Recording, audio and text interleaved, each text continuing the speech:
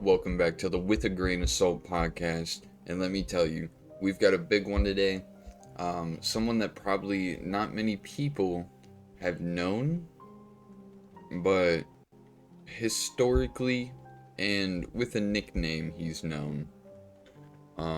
Today I feel like is going to be kind of a interesting one because this is one that I'm not even really too familiar with. So, I uh, didn't know by his real name. I had to read a little bit to see what his serial killer name was to know who he was. So, yeah, I mean, that's alright. Today we get to everyone learns a little bit of history. So thank you all for 200 plus subs, and don't forget to click the like button, subscribe, hit the notif bell so you know when we're uploading. Check out the Discord so then you can get live notifications for not only uploads but streams as well. And I like to talk about do the next 5 episodes before I even make the first one. So, thank you. yeah, Thank you all. we are so grateful for all the support of the 240 some followers on YouTube, subscribers. It Oh, yeah. is just crazy how like how many people are actually like following us. Yeah, I mean, Like two people I just didn't talking expect shit it. on history, you know? Yeah, it really is just two puds just like talking scary or spoopy history. I know. We see someone do something stupid and we kind of laugh at them. But in the moment, it's not funny. Anyway, All right. I'd like to welcome Edmund Kemper to the stage. Woo! Alright, let's get right into it. In the early 1970s, California was breaking ground for fear. The Zodiac Killer had already left his mark. Charles Manson's cult had shaken Los Angeles, and just as the public began to feel safe again, another emerged. Edmund Kemper, standing at 6'9" and possessing a chilling intelligence. Kemper was not the stereotypical murderer. He was articulate, polite, and disturbingly calm. But behind that calmness was a mind capable of unimaginable brutality. Kemper's crimes would earn him the nickname the Co-Ed Killer, a moniker deserved from his pattern of picking up young female hitchhikers, many of them college students, only to murder, mutilate, and dismember them. This is the story of how Edmund Kemper became one of America's most terrifying serial killers, from his troubled beginnings to his monstrous acts and ultimately to his own surrender. Chapter 2 By the way, that's a moniker right next to co-ed That killer. is so cool, Aiden. My dictionary is different than yours, okay? My dick's different too. Okay. Edmund Edmund Emil Kemper III was born on December 18th, 1948 in Burbank, California. He was the middle child of Carnell and Edmund Kemper II. His father was a World War II veteran who later tested nuclear weapons, while his mother was domineering and emotionally abusive. Kemper's childhood was remarked by dysfunction. His parents divorced when he was 9, and he went to live with his mother in Helena, Montana. Carnell frequently belittled him, calling him worthless and comparing him unfavorably to his sisters. Already not a good sign that I'm guessing he was the only male within the family. That is Yeah, because she definitely. divorced the dad and had to take all the kids. So Yep, so then at that point, all the sisters see men as the villain, and so is the mother. So already you have the one man that will be targeted, so then they can take out that frustration. According to Kemper's later confessions, she would lock him in the basement at night, claiming she feared he would harm his sisters. He described the basement as cold, dark, and filled with rats, an earlier breeding ground for his obsession with death. By 10, by the age of 10, Kemper began showing signs of psychological disturbance. He decapitated his sister's dolls, cut off their heads and hands, and later said he found it fascinating. Around age 13, he buried one of his family's cats alive, then dug it up to decapitate it. An earlier prosecutor, an earlier prosecutor to the violent fantasies that would consume him later in life.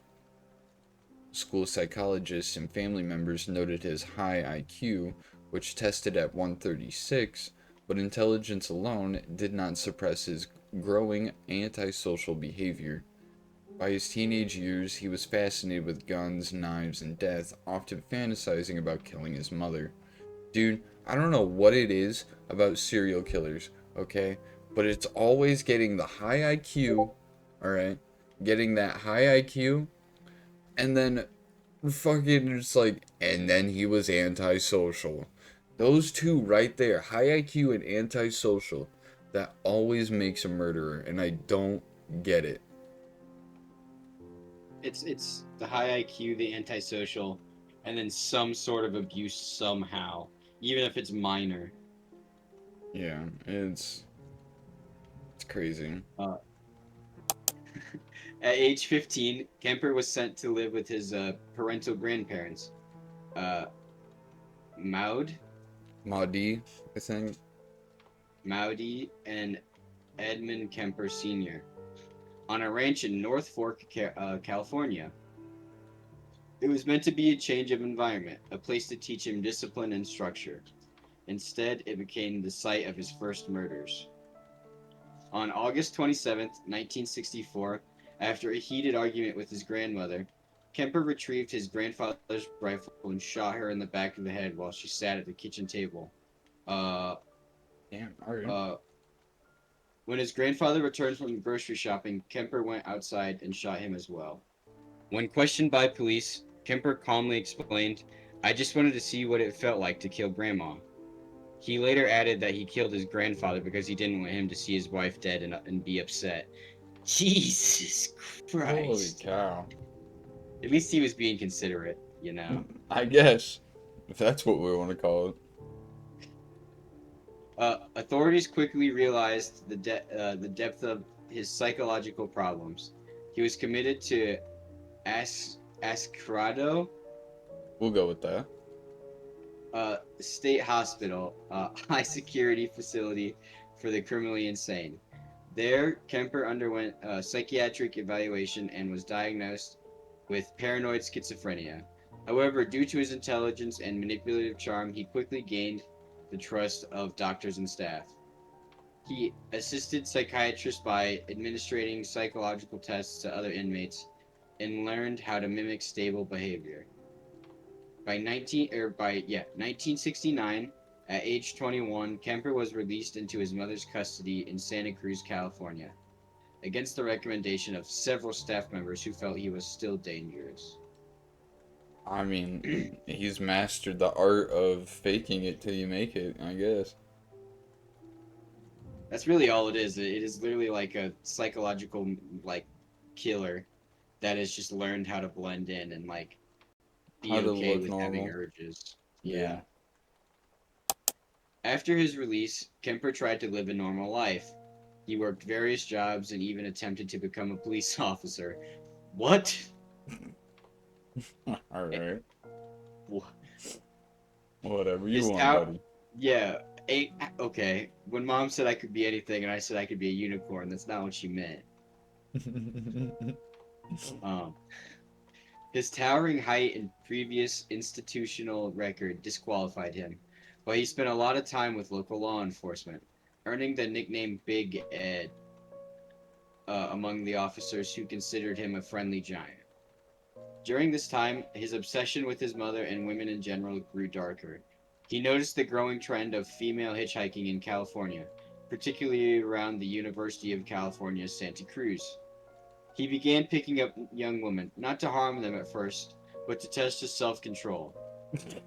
This According to man, later dude, interviews, hold on. yeah, This yeah, man was literally picking up women, and it's like, I can just imagine she gets in the car and saying, So, how's your day been? And he's like sitting there foaming at the mouth, gripping the wheel.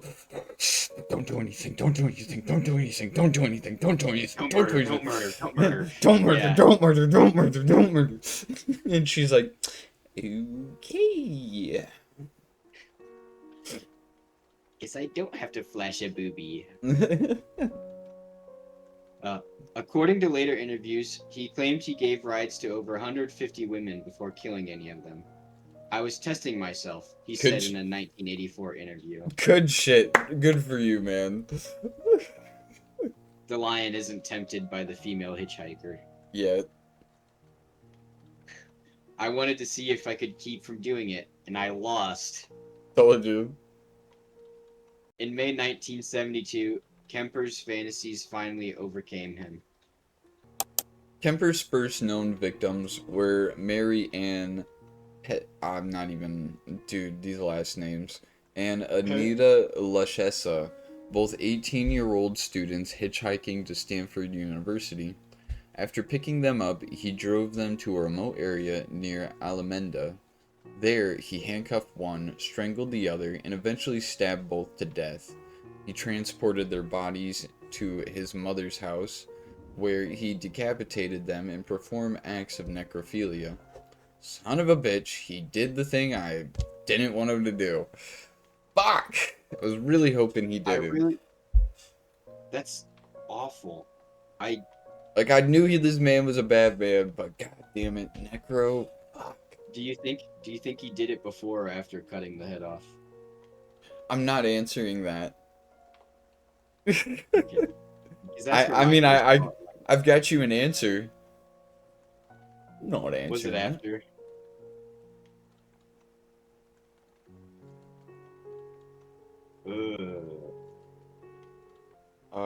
Evidence showed that Kemper dismembered their corpses and disposed of the remains in various locations.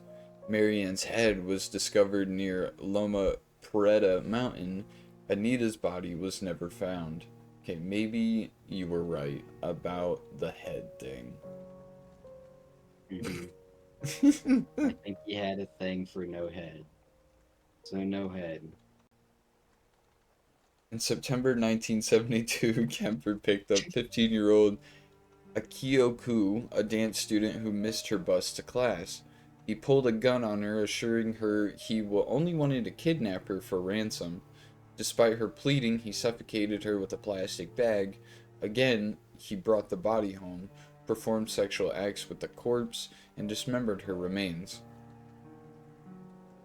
He done put a bag on her head? That's crazy. Oh, he's like, I need the line right about here.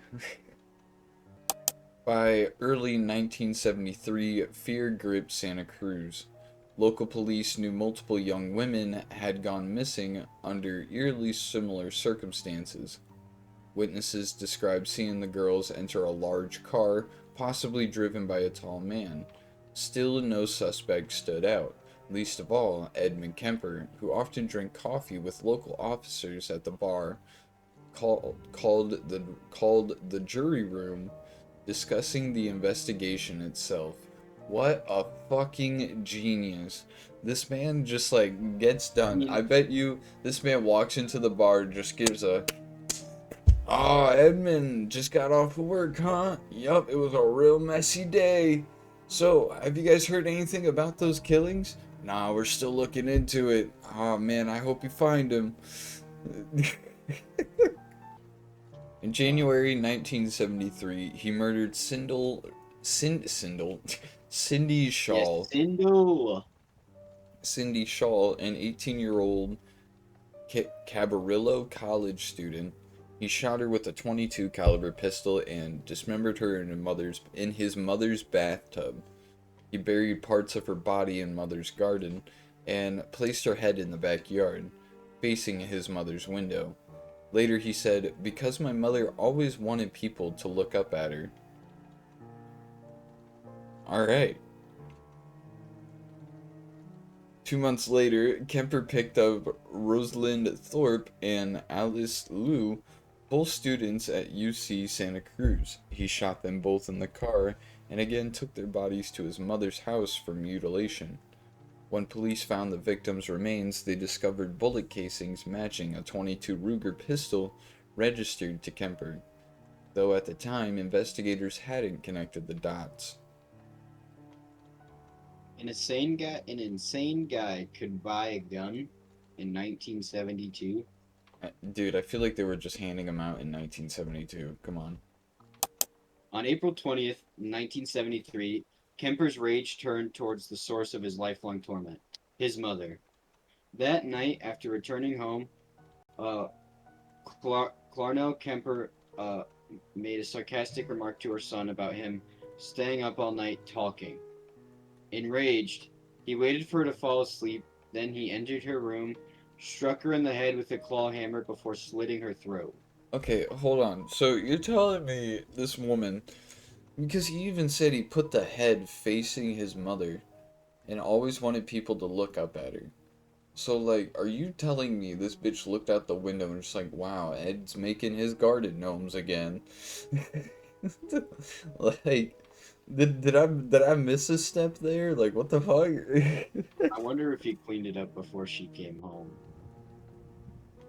So he just sat there and reminisced about it for a sec, and he's like, all Or right, he gotta or he clean it did it all up before everyone gets home. because, like it just said, he would make remarks at night talking to himself. Maybe that was him like setting up shit around the house like that and then picking it up before morning. Probably. In a later confession, Kemper stated, "I put her head on a shelf and screamed at it for an hour and threw darts at it." Can you Valid. imagine No. With killing what she someone? did, valid for some reason. Not in a good way, but valid. He also confessed to removing her larynx. Isn't that like your throat? Yeah. And placing it in the garbage disposal, which jammed, something he found fitting. The next morning, Kemper invited his mother's best friend, 59-year-old Sally Hallett, over to the house. He strangled her to death shortly after she arrived, then left the scene in her car. He drove to Pueblo, Colorado, where he called the Santa Cruz police from a payphone and confessed everything. At first, police didn't believe him. Big Ed was a familiar, friendly face, but when he described the murders in precise detail, he realized he was telling the truth.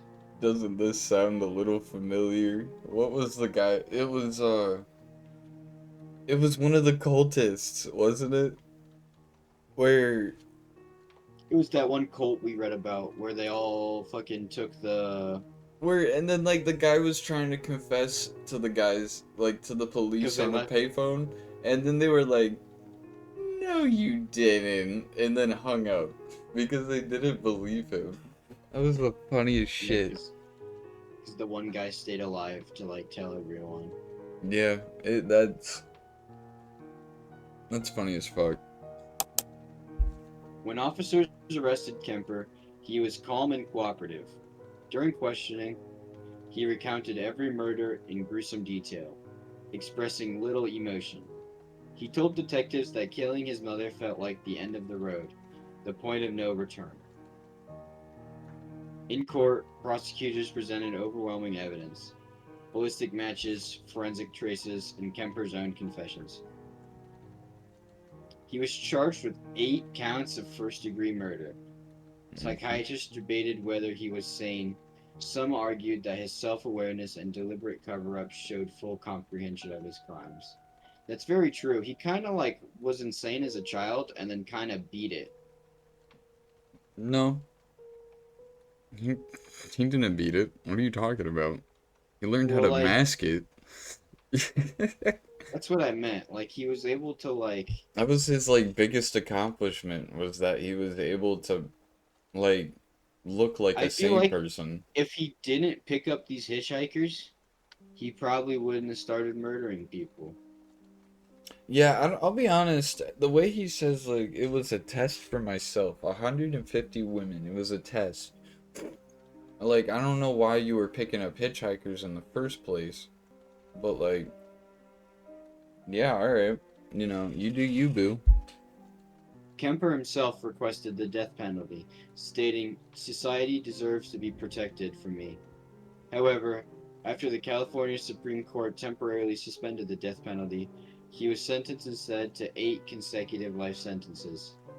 He was sent to the California Medical Facility in Vancouver, where he remains to this day. Damn, he even said he wanted the death penalty, but now he's just rotting because a lot of, I believe, yeah, if it's like late 1900s, that was usually about the time they were starting to abolish. That was when the real like woke of the time was abolishing the death penalty. Yeah. In prison, Kemper became known as a model inmate. He participated in reading programs for the blind and recorded hundreds of audiobooks. Psychiatrists and FBI agents, including famed profiler Robert Ressler, later interviewed him for the insight into the psychology of serial killers. These interviews became a foundation for the FBI's behavioral science unit and inspired the character of Edmund Tolson in Mindhunter. Can't say I've watched it. Sounds interesting though. Kemper's intelligence made him unusually articulate about his motives. He spoke about his hatred for his mother, his confusion about women, and his awareness of his own monstrosity. "I knew I was sick," he said in one recorded interview, "but I couldn't stop. The fantasies controlled me." Even today, Kemper fantasizes criminal psychologists because of the rare blend of high intellect and extreme violence. A killer who not only acted, but understood the psychology behind his actions. So this man was literally just basically a porn addict. He was like, looked up furry porn one day, and then he ended up buying a furry suit, and that was it. Yeah, kinda. Don't say kinda. If Don't you want to agree put with it what in I those just terms. don't agree with what I just said. If you want to put murder in the same league as buying a fursuit, then yeah, it's the same thing. You said it, not me. Anyway. The case of Edmund Kemper remains one of the most disturbing in American criminal history. He murdered 10 people, including his own mother and grandparents, and forever scared the Santa Cruz community. His case helped redefine how law enforcement studies serial killers, shifting the focus from some simple motive to psychological pattern. His interviews revealed the horrifying logic of a man torn between self-awareness and bloodlust. While many killers hide behind delusion, Kemper openly dissected his crimes with eerie detachment. He once said, "One side of me says, I'd like to talk to her, date her.